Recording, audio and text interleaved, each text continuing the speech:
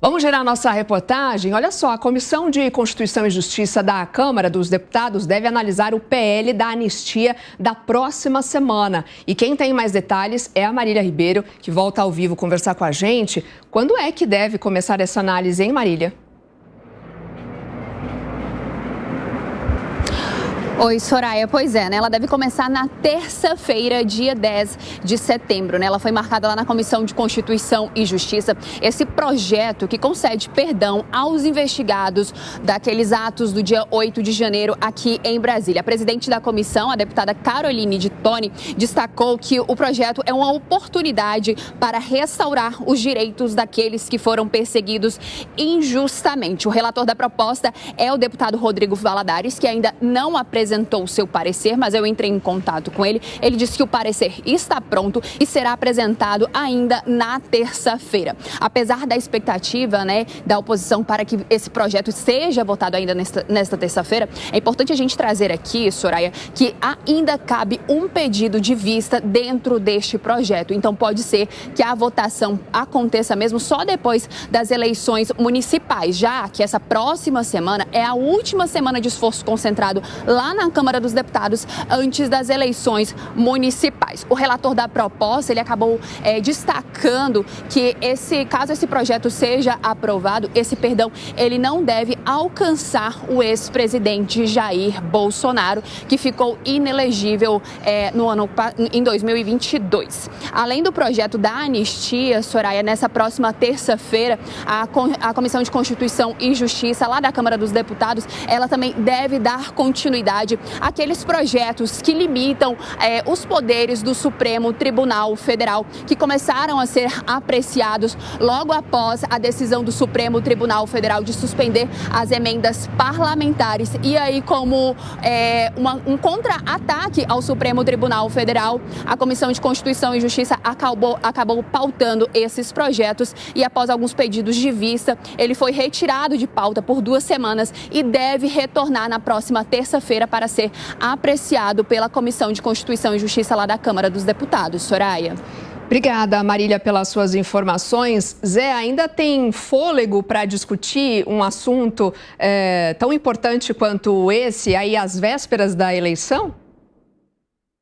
Pois é, não subestime aí a cara de pau dos deputados e senadores, não, viu? Que é infinito. Olha, Soraya, num momento grave, assim, se discutir anistias, né, de se discutir projetos assim, eu entendo que é possível que politicamente, num determinado momento, o Congresso, os deputados e senadores eleitos, né, pelo povo brasileiro, entendam que, não, houve um erro histórico aqui, temos que mudar. Mas tem que ser assim, e não por interesses e troca. As anistias estão aparecendo ali no Congresso Nacional, aqui e ali, e nós estamos perigosamente nos acostumando com isso. Eu não gosto da anistia porque isso dá a impressão de que as leis não valem ou valem para alguns e não valem para outros. Essa é a realidade. Então, assim, esse projeto deve ser votado. E o mais interessante que eu já antecipei aqui é que, nesse momento das disputas pelas presidências da Câmara e do Senado Federal, entre os argumentos para aprovar um ou outro, entre os pedidos está exatamente anistia. Bom, e caso votado, né, Gani, de fato a decisão mesmo vai ficar para depois, né? Nesse caminho também, como disse Zé Maria, você acha que isso deve ser votado mesmo? Deve-se limitar os poderes do STF? É preciso? Com certeza, tem que limitar de alguma forma os poderes do STF. O STF tem sido alvo de críticas da sociedade, de diversos setores da sociedade, basicamente por interferências no poder legislativo, esse é um ponto.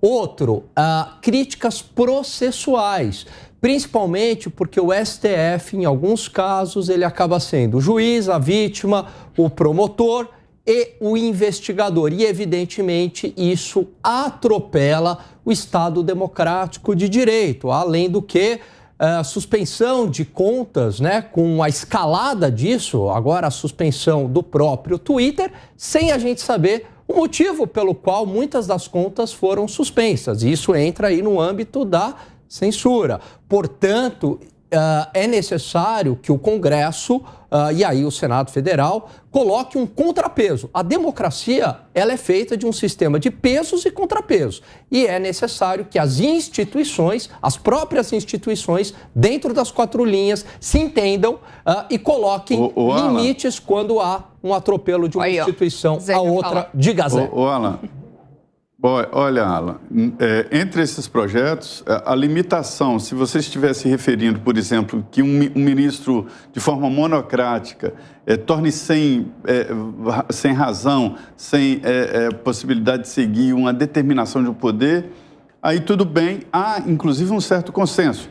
E entendo que os ministros do Supremo acham assim porque fizeram a chamada autocontenção e colocaram no regimento interno de que uma decisão monocrática tem que ser rapidamente levada ao plenário. Agora, veja bem, tem um projeto que transfere para o Congresso a palavra final, porque pode mudar uma decisão do Supremo. Veja que esses freios e contrapesos, né, chegam a extremos. É um projeto que eu considero inviável e até inconstitucional, cláusula pétrea. Entre as cláusulas que não podem mudar está essa de mudar e reduzir poderes. Não, estou de acordo. Em relação a esse projeto, né, do Congresso ter a palavra final, especificamente em relação a esse ponto, Zé, estou de acordo contigo, né? Isso não faz sentido. Caso contrário, não precisa mais do Poder Judiciário. Mas algum tipo de limite, algum tipo de freio, né, à atuação do Supremo tem que ter, né? Seja pelas invadidas do poder legislativo, né? A justiça legislando, esse é um ponto, seja também pela parte processual, né? A gente observa muitos ritos do Estado democrático de direito, supressão aí de liberdade de expressão, etc. E isso precisa ser urgentemente revisto na sociedade brasileira. Zé, você queria comentar? Esse debate é tão antigo. Pode falar. Esse debate é tão antigo que eu me lembro da reforma do Judiciário. E a deputada Zulaye Cobra, ela era do PSDB de São Paulo, uma deputada que foi muito atuante aqui. Ela era relatora de uma reforma do Judiciário para fazer o controle externo do Judiciário. O Supremo não era tão poderoso assim. Eram ministros do Supremo mesmo, ministros ali que cuidavam da Constituição. Não tinha essa atitude política, pegada política que tem hoje. E lá a Zulaye Cobra enfrentou uma dificuldade tremenda, porque achavam que o controle externo do Judiciário invadia exatamente o que há de mais definitivo do Judiciário, que é a sentença. Não era. Nem na parte administrativa queriam que seguisse. Aí ela discutia que o Judiciário não é um ser superior e que ficariam na mesma linha no julgamento a defesa, né, que é o advogado de defesa, o advogado público, a acusação, a promotoria e o juiz. Quer dizer, são os 3 operadores da lei. E ela não conseguiu isso. E toda a reforma do Judiciário, a tentativa de controle externo do Judiciário, terminou no CNJ, Conselho Nacional de Justiça, que é dominado pelo Supremo. Agora, a presidente ela destaca a importância das defesas das liberdades e a busca pelo reequilíbrio dos poderes e respeito às instituições. Segre, está faltando esse reequilíbrio de fato entre os poderes? Claro que está. Hoje temos um poder judiciário, através da Corte Suprema de Justiça, que tem o poder final de muitas coisas. A pauta dentro do Legislativo ficou restrita a determinadas questões. E depois sempre tem a apelação final, se é constitucional ou não. Sempre tem algum partido, geralmente de esquerda, que vai bater a porta do Supremo e diz: verifica se isso aí é constitucional. O Supremo Tribunal Federal já deu mostras de algumas questões relativas enquanto à interpretação. A questão da desoneração da folha de pagamento foi uma recente. É constitucional? Não, não é, mas só a partir do ano que vem. Esse ano continua sendo constitucional. Ora, ou é constitucional ou é inconstitucional. Mas aí vem essa situação. Por que essa PL está sendo projetada? Porque tem uma parte da sociedade, e os deputados representam o povo, das 2 linhas ideológicas e do Centrão também, que identifica que uma pessoa, uma moça, uma senhora, mãe de filhos pequenos, pegou com o seu batom e escreveu na estátua que está na frente do STF.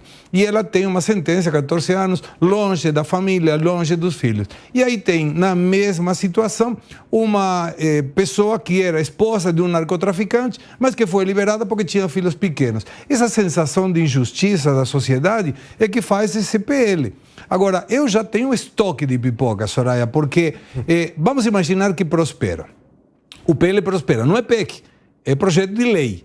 E toda lei deve ser ratificada através da promulgação do presidente. Então aí já aparece a primeira pipoca. Será que o presidente vai vetar ou vai aprovar caso o Congresso aprove a lei? E depois vem a outra questão. Vai vir um partido de esquerda batendo a porta do STF dizendo verifica se é constitucional ou não. Nós devemos lembrar que dentro da Constituição está a potestade do presidente da República de dar uma anistia, o perdão. Foi feito. O presidente Bolsonaro deu um perdão para o ex-deputado Daniel Silveira.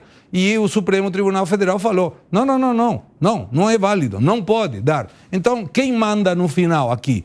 É o Supremo Tribunal Federal. E é tão politizado que o próprio presidente Barroso disse, não é mais um corpo técnico, agora é um corpo político. Político, segundo eu entendo, isso vem de 1748, o espírito das leis, Montesquieu, definia essa divisão dos três poderes, indicando claramente que tanto o executivo quanto o legislativo era através do voto do povo.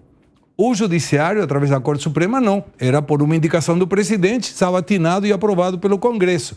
Mas, então, por que deveria ser um corpo político? Político é legislativo e executivo. O técnico é o judiciário, que é o guardião da Constituição, que não é uma Constituição relativa, é uma Constituição única. E aí vem a outra circunstância. É tão politizada a Corte Suprema que se eu perguntar para qualquer pessoa na rua que ele me diga, e isso já falei, mas vale a pena voltar a começar, quais são os jogadores da seleção nacional de futebol, provavelmente não conheçam os 11 nomes. Mas qualquer pessoa na rua conhece os 11 nomes do Poder Judiciário através da Corte Suprema de Justiça. E aí volto a 1748. Uma das características era invisibilidade. E nós temos uma Corte muito visível. Agora, Zé, só uma última questão ainda sobre esse assunto. Essa discussão pode levar a algum resultado que interfira ainda mais e seja prejudicial ao ex-presidente Jair Bolsonaro? Quer ser? A pergunta para mim, Soraya? Isso, Zé, por gentileza. Sim. O judiciário, o Segredo tocou num ponto que é muito discutido. Recentemente, numa entrevista, o José Dirceu falou sobre isso. Segredo foi um Deus nos acuda, mas o debate é o seguinte: o judiciário é um poder que não é eleito, né, mas é um poder. O Zé Dirceu disse que não é exatamente um poder e não é uma tese dele, é uma tese geral. E exatamente por conta de não ser eleito, dá a ideia de que o judiciário seria um poder menor. Agora, as decisões do judiciário, elas não são um final da história, porque a democracia, ela gira. Então, logo depois de uma decisão do Supremo, não é um poder moderador, no espírito das leis do Montesquieu, diz exatamente isso, o judiciário não é um poder moderador, não é o poder final.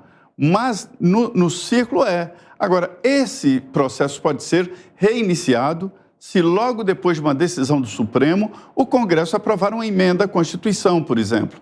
Aí o processo se reinicia e volta de novo para o Judiciário. E uma comprovação de que a democracia, ela não é 100%, ela não é completa. Mas, caros, é o regime mais imperfeito e melhor que nós temos à disposição. E essa frase, naturalmente, também não é minha.